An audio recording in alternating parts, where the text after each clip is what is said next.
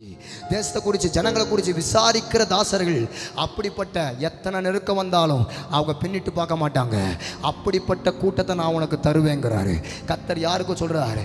அப்போ என்ன பாஸ்டர் பின்னிட்டு போகாத கூட்டம்னா இவன் 300 பேரை செலக்ட் பண்ணுறான். இந்த 300 பேர் என்ன பண்ணுறேன்னு சொன்னேன். என்ன பண்டம்? பரலோக பண்டமா? என்ன பண்டம்? தின்பண்டம். என்னங்க தின்பண்டம் தானே 300 பேர் தின்பண்டம் தான் தூக்கிட்டு வந்தாங்க. 7ஆம் அதிகாரம் 8ஆம் வசனத்தில் தின்பண்டத்தையே டிஃபன் கேரியர் தூக்குடா அப்படி தான் தூக்கிட்டு வந்தாங்க. ஆனால் 8ஆம் அதிகாரத்தில் என்ன நடந்துச்சு? 4ஆம் வசனத்தில் கிதியோன் அவன் யோர்தான் நதிக்கிட்ட வந்தபோது அவனுடைய சேனையில் இருக்கிற அந்த கூட்டம் யோர்தான் நதியில் வந்தபோது அவனும் அவனோடு இருந்தவர்களும் விடாய்த்து போயிட்டாங்க, சோர்ந்து போயிட்டாங்க. விடாய்த்து போனாலும் சோர்ந்து போனாலும் 5ஆம் வசனத்தில் அப்பத்தை கேட்குறாங்க.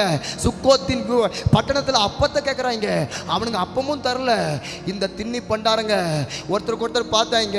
என்ன கிதியோன் அப்பமும் கிடைக்கல ஒன்றும் கிடைக்கல. அடே நீங்கள் தின்னி பண்ண ஆள் தான்டா.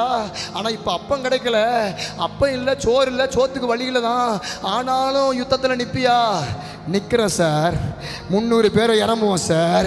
300 பேரும் அப்பத்துக்கு ஊழியம் செய்யலை சார், ஆகாரத்துக்கு ஊழியம் செய்யலை சார், எங்கள் அப்பாவுக்கு ஊழியம் செய்கிறேன் சார், என் ராஜாவுக்கு ஊழியம் செய்கிறேன் சார், அவருக்காக மட்டும்தான் சார் ஊழியம் செய்வேன்.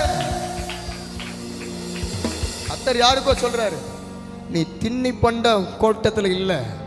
நீ ஒரு காலத்தில் அப்படி தான் வந்திருப்ப உள்ள. ஆண்டர் ஏதாவது செய்ய மாட்டாருன்னு. ஆனால் நான் உன்னை வணைகிறேன்.